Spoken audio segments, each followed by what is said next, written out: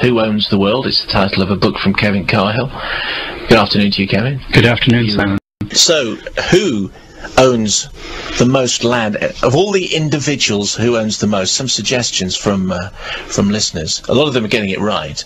The King of Saudi is one suggestion from Jake. Frank in Perivale, is it the Sultan of Brunei? It isn't. It isn't. Aaron in Accrington, is it the Duke of Westminster?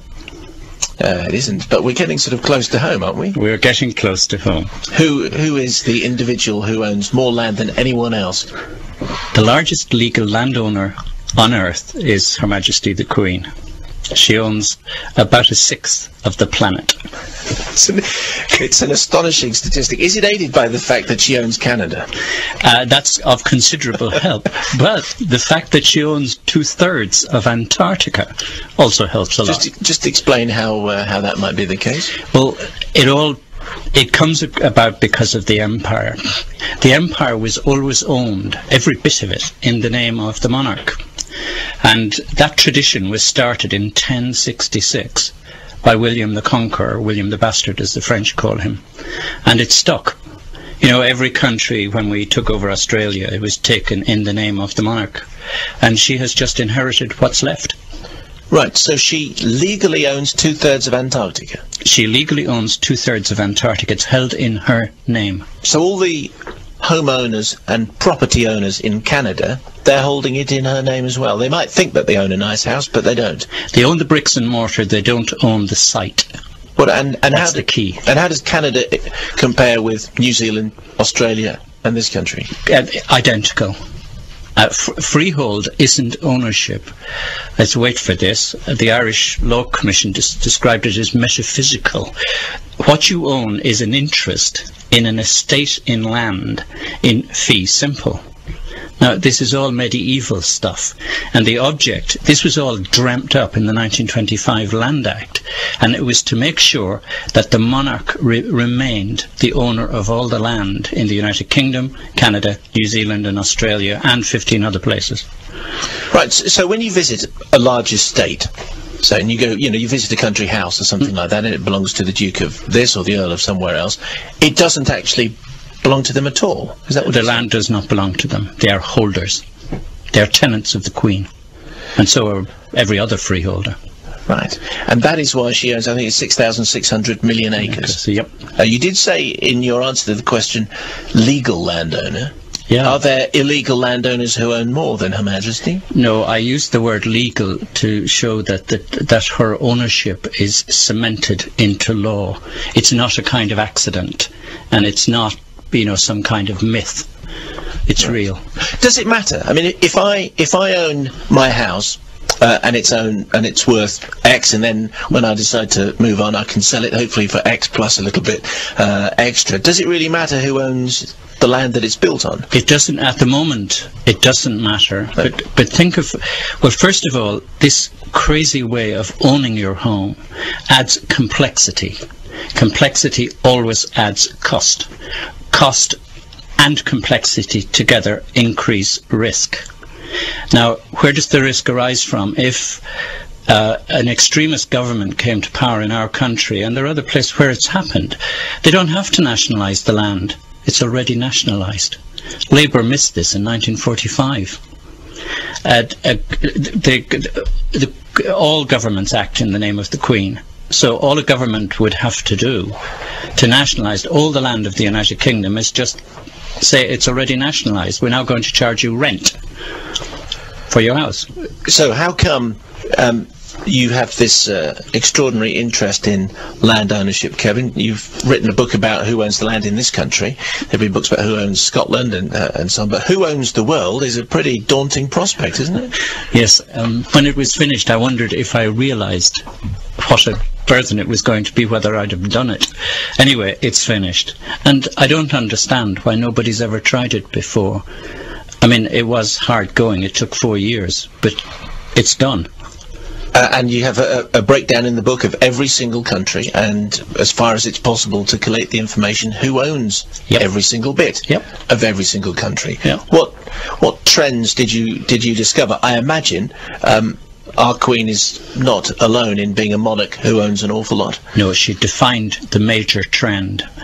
Most countries have never recovered from feudalism and medieval forms of ownership, and at least 2/3 of all the countries in the world are in a form of medieval ownership. If it's not a monarch claiming to own them, it's the state, and there actually is no difference. It really means that your hold on the ground under your house has an impediment to it. So in China, for example, everything would be owned by the state, would it? China is a fairly extreme example. China, the state owns all land, and you can't get even a freehold. All the state of China gives you is a leasehold, very fixed in time. Having analysed the entire world, is there a country that you could point to and say, if only we all did it like that? The United States of America. Explain.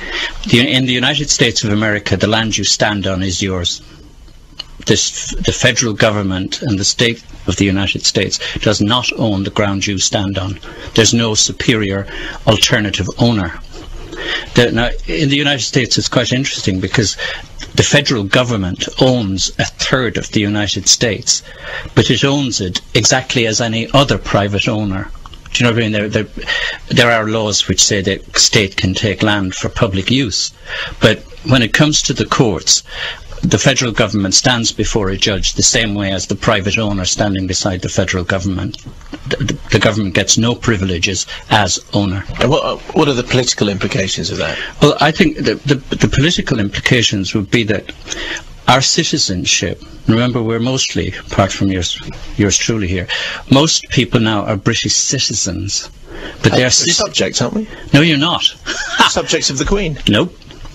You're looking at one, but you probably are not. My wife and my 3 daughters are British citizens, and we didn't discover that till we were changing passports. And I suddenly realised I was a subject and they were all citizens. So why are you a subject? Because I was born abroad, in effect, in the Republic of Ireland. Of Ireland. So you got, but okay, so right of residence. So we are not the Queen's subjects. No, this is an extraordinary change that nobody seems to understand. It occurred, and you only got notice when you applied for a passport. Suddenly, it didn't come back as you're a British subject. It came back saying you're a British citizen, with no explanation of how it happened. The law was changed and nobody noticed. Do you feel as though you're missing out on something? No, I think it's quite fun, really. This from Victoria, an email from Victoria, who says she's in a rented flat in leasehold property in London. Question for Kevin. In the light of yesterday's debates about slavery reparations, if all the British land seized by William the Conqueror and divvied out amongst the Norman aristocracy was returned to the British people, how much richer would we all be? That's a really tricky one. It was the southern 35 counties of England. He didn't seize anything beyond that at the time. He invaded Scotland and Wales, but wasn't successful. So the people of England would get very rich because they would get back the land of 35 counties in the south. It's once you start probing away at this, Kevin, it seems an absolutely extraordinary picture, and I can only conclude that people aren't, either they just don't know and they're being kept in ignorance, or they're not bothered. No one's bothered because it doesn't impinge obviously on anything. The additional cost in land transaction isn't very noticeable, but it's there. The potential threat people never think about because people don't think about threats, properly speaking. You know, that extreme government could just simply say the land is nationalised, we're now going to charge you rent. But mostly, it's something I discovered when I was doing the book. People are thought to believe what they're told, not what they actually see. Most people see the document which, makes them a homeowner, and they think, this is how the lawyers describe ownership, an interest in an estate, not realizing it's how the law makes quite sure that you don't own the land. It works the other way. What happened in the Republic of Ireland when it got its independence? Is that all is all property there owned by the state or the church or what? All the land in the Republic is owned by the state, which makes all the freeholders in Ireland medieval serfs. And so they're no better off either. They're no better off either. The land of the Crown was transferred to the Republic. The mess in Ireland is much worse. The 1925 Land Act here scrubbed a lot of the medieval rubbish on the statute book. The Irish never did it, and they're only now starting to address laws that were made in 1260. Do they still apply? Absolutely. This is how that law originates, that giving the actual land to the monarch. So the laws passed here in 1260 still apply in independent Ireland of 2006? Absolutely. They're on the statute book. This question from Steve. Could the Queen sell her land? Could a future monarch, short of a bob or two, decide to flog off Alberta or New South Wales or Milton Keynes? If so, is it worth anything? And if not, does she really own it? Now, there's no immediate market in whole states, but we're going into a terribly mercantilist era. And in a sense, there is no reason why the Queen shouldn't or couldn't sell off her interest. It's the superior interest. It's in places like Canada and Australia, it's the Crown you actually pay the money to. Now, I don't know whether it actually reaches Buckingham Palace. We're trying to investigate that. But so that money, in theory, is hers. So, yeah, in theory. But at the moment, there isn't a kind of stock exchange in small countries. If at some future stage Australia were to decide to go its own way and become fully independent and elect their own president, for example, would your advice then, based on what happened in Ireland, be to start again, follow the example of the United States? Yes, how would that work in practice? That would be, well, first, and this is a tricky one because it's never really, when it happened to the Irish Republic, nobody thought, you know, these people make mistakes, it doesn't work automatically. Nobody thought about the implications. The world has changed, it's become much more commercial, it's become much more legal. Now, I don't think Australia can take over the Crown land, that's to say all of Australia, without paying compensation to the Queen. It's hers. So, interesting. Nightmare for future generations. Ian in Bristol says, can the Queen come round and cut her lawn then? Probably. Try asking. John in Watford, was Kevin's first book about who owns Britain very short? In other words, 2 words, the Queen. No, I dealt mostly with freeholders and holders in the first book. Okay, and just explain again the difference there. Yeah, there's only one landowner in the United Kingdom, one legal one, that's the Queen. A freeholder, which most families are because they own a home, has an interest in an estate in fee simple. It's a way of separating the way you live in the house from owning the land. You are not the owner of the site. The Crown is. Have you looked in your book at this, the history of property, the history of ownership? Because in some circles, it's sacrosanct, isn't it? This is a very, very important privilege. Simon, I was hoping you'd ask that question. I looked at the history of land ownership for 10,000 years. That's to the remotest record available. The curious thing is the first record ever available in a tablet of clay is actually a land transaction. But for all of that, for almost all of the 10,000 years of recorded history, the human race, ordinary people, have never owned anything. On average, ownership of the land of the planet has been held by about 1 to 3% of the population. The other 97% owned nothing. Now, that situation prevailed in the United Kingdom as recently as 120 years ago, where even freeholds were almost unknown. So at what stage in this country then, if you've looked at the last 10,000 years, did the land become consolidated under the monarch? Because that's comparatively recent. Right, it was consolidated under the Roman Emperor when they invaded. Then it fell back where people did own in the period in between, and it went back to absolute ownership by the monarch in 1066. and subsequent years. So it's been about 900 years here in the United Kingdom, gone back to the normal situation of, a monarch or somebody, and the ordinary people owning nothing. You start the book with an apology, the fact that the book wasn't written at the beginning of the 19th century. Why? It would have been much easier to write the book at the beginning of the 19th century, because the world was much more heavily divided into empires. And where you've got an empire, it's simple. The emperor owns the lot. And I don't understand why nobody wrote it. But it goes back to your question. The owners of the earth don't want ordinary people to know about this ownership.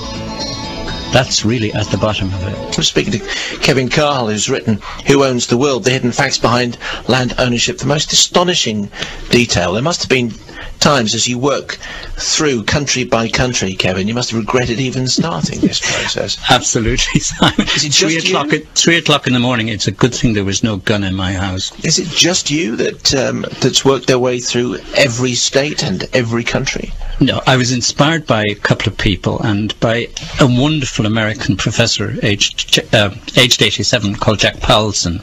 Jack did a sort of survey of most countries, but not all. My daughters helped, and my wife helped.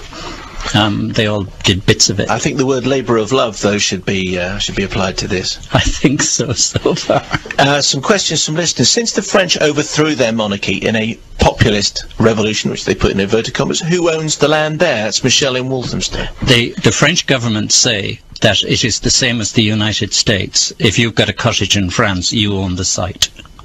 That's what they say. And is that true? It's not clear in law. No, the French legal system isn't clear on it. Right. It sounds as though that's quite a big thing not to be clear about. Yeah, it's a lot of British people buying places in Spain. Now there's where it really... The Spanish government claim that the same situation applies. It's not in their constitution. And a lot of British people buying places in Spain have found that the local council can grab their land. And the Spanish land registry is about 15% complete. The land registry in England and Wales is 50% complete. So 50% of the country isn't in it. But in Spain, there's a really, really obscure situation. Does it make any difference whether, if there is one big landowner in each country, and it's either a monarch or the state, practically speaking, it doesn't make any difference? On a day-to-day basis, if the rule of law is reasonable, it doesn't make a lot. It adds, as I said, to complexity, diminishes you as a citizen. But day-to-day, but in an emergency, you are at risk. You do not have proper protection. If somebody else, the state in particular, declares an emergency, rolls the bulldozers, and you're out. Not much we can do about it, then? Well, in a proper state, there would be proper rules about compensation, and the person who owned the house would own the site. Ian, on the M1, I've just bought some land in Greece. Or have I? He said. He thinks he has. The Greek constitution is like the Spanish one. They had a monarchy, and it isn't clear. The constitution simply doesn't address the issue of land. This is the way most countries get around it. They say, they recognize property rights and the rights to property, but they don't mention land. And the Irish constitution is the model. Property is recognized, and then you find in the small print that excludes land. We revere property, don't we? Really, I mean, it's it's a sign of whether you've achieved something in life as to whether you own a house or a flat. Take freehold. By having a freehold, you're putting yourself on a par with the lords and the aristocrats of history. They were there and they were powerful because they had land and nobody else did, even if they held it from the crown, which they all did. But you're now on a par. Ordinary people are on a par with the lords and aristocrats of history.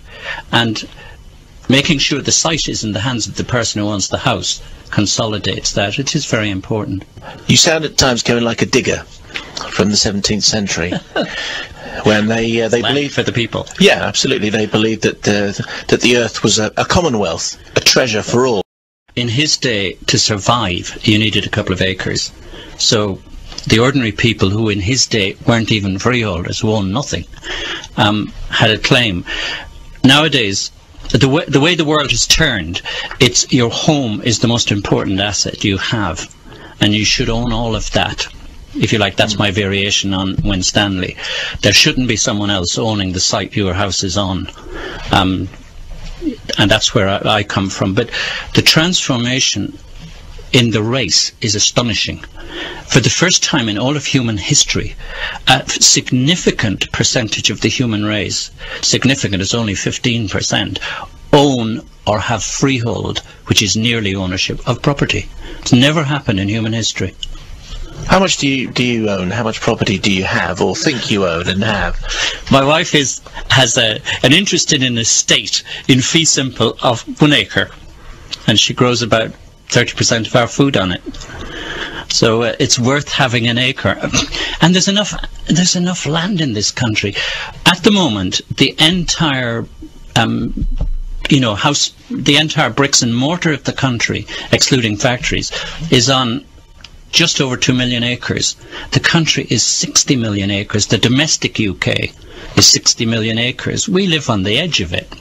And we pay tax, council tax. You go out in the countryside, the country acres pay no tax. They get a subsidy of about 113 euros per acre. And we sit on the edge of the country. Yeah. Would this be a solution to poverty? You talk about in your book about land redistribution and how much we'd all have if it was divided up equally. I mean, we're in the worlds of fantasy and utopia. No, that's not what we need. But we do need that adjustment. We need the site to become part of the house and to be owned outright. And we need to address the issue of the countryside. There is far more of it. I had an interview with, I interviewed Council for the Protection of Rural England a couple of years ago. And I said, how big is rural England? And I quote you exactly. The chap at the other end said, no idea. That's ridiculous. I then said, well, I'll be fair to you. How big is England? No idea. And this is an organisation campaigning for a constituency, the size of which it doesn't know. And there was a crucial third question where he put down the phone.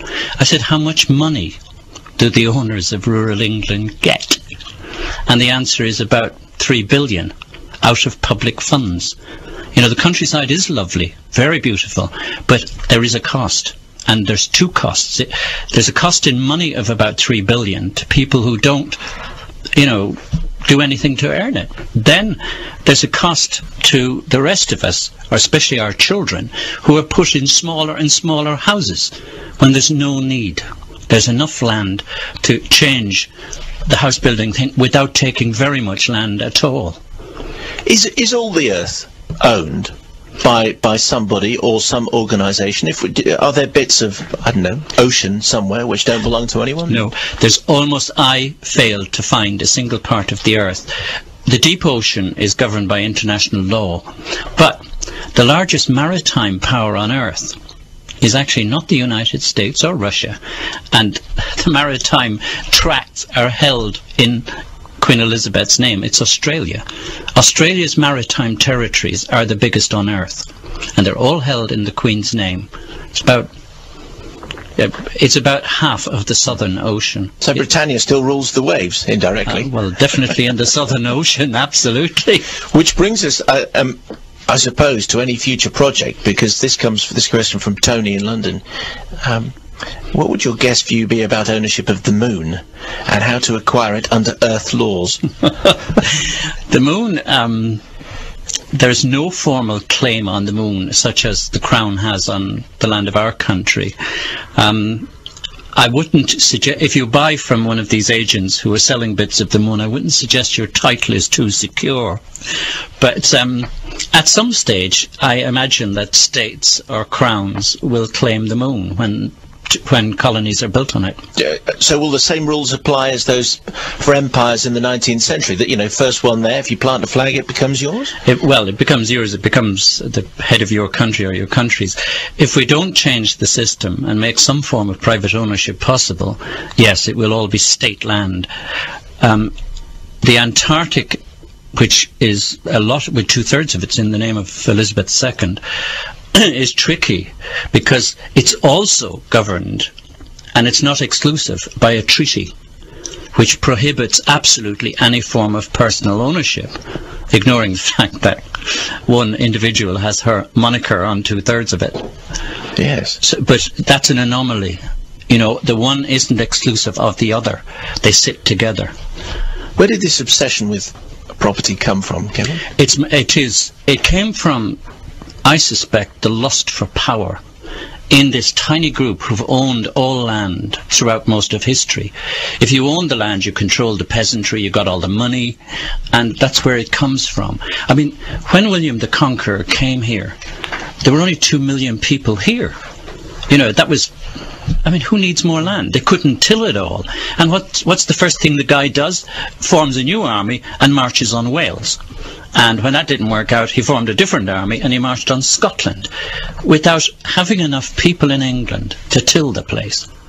This lust for land is probably one of the deepest, greediest instincts in human nature. Where did your obsession with who owns what come from?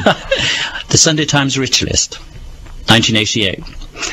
Dr. Philip Beresford, who does the Rich List, asked me to establish the wealth of the aristocracy, and that seemed dead easy. They all owned land. I thought, you know, a couple of days in the land registry will have it all. And I went up to the land registry, and that's where I began to discover there's something wrong here. Most of them weren't in the land registry at all. Most of the land of the hereditary aristocracy is not registered in our land registry. You and I have to register our homes, but those who have held land from the medieval period, if you like, don't have to register it. There's 2 classes of citizens here. Well, yes, and Well, you're a subject and I'm a 3, citizen. if you count citizens, large landholders and subjects. Am I better off being a citizen than you as a subject? In law, probably you are. You can't be thrown out, but I could. So I have to guard my words carefully. What next? Have you got this out of your system, Kevin? Having charted who owns every single scrap of land on this planet? No, Simon, I'll tell you, when I was writing the other book, I discovered something really odd. There are 2 doomsdays in Britain, not one. One is very famous, everybody knows about it and people worship it, and actually it isn't a list of landowners at all. It's a swag list for the land and the assets that William the Conqueror grabbed. But in 1872, this country got a real doomsday. Everybody who owned any land had to register. And whereas the first doomsday is treated as something unique, it's not. There are hundreds of them around the place. The second doomsday appears to be unique in world history, and it disappeared 5 years after it was produced. Nobody has written about it, looked at it, or used it, the doomsday itself, since 1881. And it's one of the most important economic works ever done in our country, and it's contemporary. When I went in search of the aristocratic wealth and found there was a great big black hole in the land registry, I was able to go back to the second doomsday and trace all the aristocratic states because they were in it. And that doomsday doesn't occur in any British book, anything. So they want to talk to you? Who, the landowners? Yes. No. How do you get around that? Between the doomsday and cuttings and wills and things, you can get an idea, but it's vague. Well, we'll look forward to that, and I'm sure you'll come in and have a chat about that one as well. In the meantime, your job is done. You have charted the world, and you've told us who owns everything. Kevin Carl, thanks very much indeed for coming in. Thank you very much, Simon. Kevin's book is Who Owns the World? The Hidden Facts Behind Land Ownership. A mighty tome, and it's 25 quid. Thank you very much, Kevin.